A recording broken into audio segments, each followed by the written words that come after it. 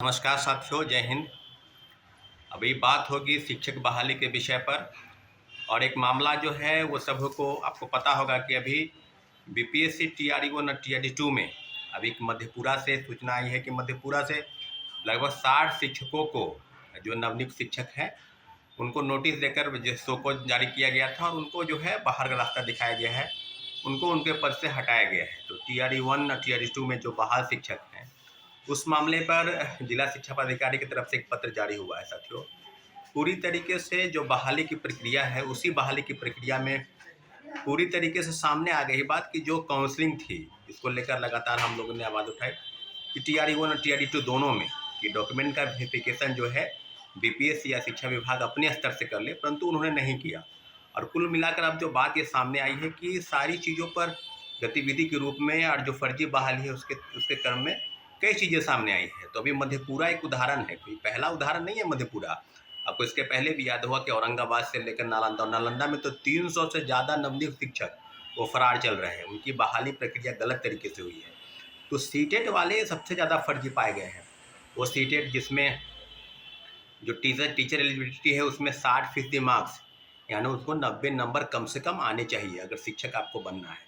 परंतु जो आनंद फानंद में बहाली की गई, उसी का आज नतीजा है कि बड़े पैमाने पर फर्जी बहाली की गई। और मधेपुरा में ही नहीं, एक कई ज़िले हैं, मुझे लगता है कि कोई ऐसा ज़िला बाकी नहीं है जहाँ से फर्जी बहाली नहीं की गई हो साथियों।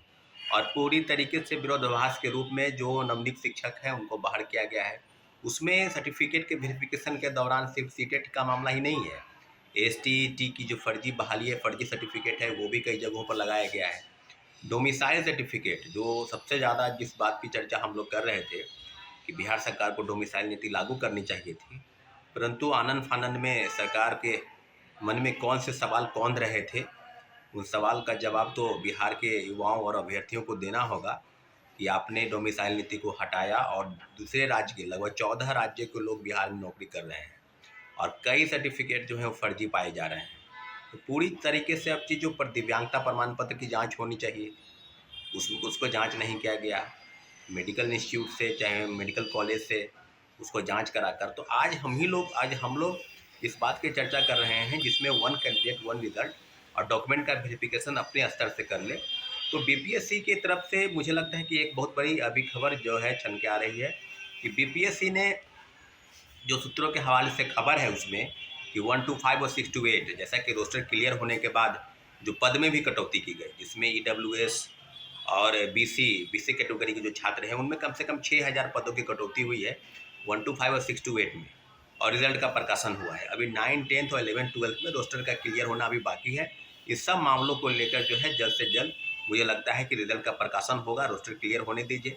वही दूसरे तरीके से हेड मास्टर और हेड टीचर, जिनमें 40,000 पद थे, उनमें भी पद की संख्या जो है 3000 के पद के आसपास जो है कटौती की गई। लगभग 36-37 हज़ार रिजल्ट जो है वो निकाले गए।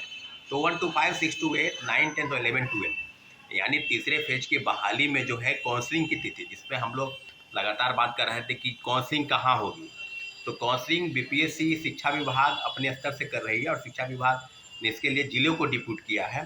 तो 16 से 20 दिसंबर, कहने का मतलब ये हुआ कि 16 दिसंबर से 20 दिसंबर, उसके पहले दिसंबर के पहले यानी 10 दिन के अंदर जो है 9, 10 और 11, 12 के रिजल्ट जो है वो आ जाएंगे, निश्चोर आ जाएंगे, ताकि उनके 16 से 20 दिसंबर जिले में काउंसलिंग की तिथि जो है वो तैयारी करें। उसके बाद जो आवंटित जिले उनको होंगे वहाँ पर, उसके बाद हेड टीचर और हेड मास्टर, जिसमें 37,000 के रिजल्ट निकले हैं, उनकी भी जो है 9 से 13 दिसंबर, यानी जो रिजल्ट है जो निकलेगा, रिजल्ट निकला हुआ है, उनके जो काउंसलिंग है वो वहाँ पर आपको जिले में 9 से 13 दिसंबर के बीच में उनको कराई जानी है। वहीं दूसरे तरीके से बात की जाए जो सक्षमता परीक्षा पास किए हैं साथियों, सक्षमता परीक्षा को लेकर भी जिस तरह से राज्यकर्मी का दर्जा देना था और एक प्रोग्राम भी हुआ माननीय मुख्यमंत्री जी की तरफ से कि सक्षमता परीक्षा जिन्होंने पास किया है वो सक्षमता परीक्षा पास करके राज्यकर्मी का दर्जा उनको मिला।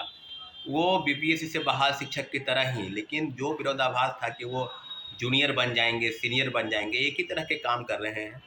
तो सक्षमता परीक्षा पास करने वाले लोग जो हैं वो उनको प्रोन्नति कहा जाए या उनको क्या कहा जाएगा, या भली भांति आप लोग भी समझ रहे होंगे, लेकिन मुझे लगता है कि उनको कहीं ना कहीं राजकर्मी का दर्जा मिला और वो जो है वो बहाल हो गए। तो सक्षमता परीक्षा 2 यानी दूसरा फेज का जो हुआ है वो 23 दिसंबर से 31 दिसंबर इनके बीच में उनकी काउंसलिंग कराई जाएगी। तो साथियों, एक बहुत बड़ा अपडेट है और काउंसलिंग के लिए जितने भी डॉक्यूमेंट है वो आपको ठीक करने होंगे। जो भी चीज़ें सामने आएंगी वो आपको समझ में आ गया होगा। ठीक है साथियों, धन्यवाद, जय हिंद।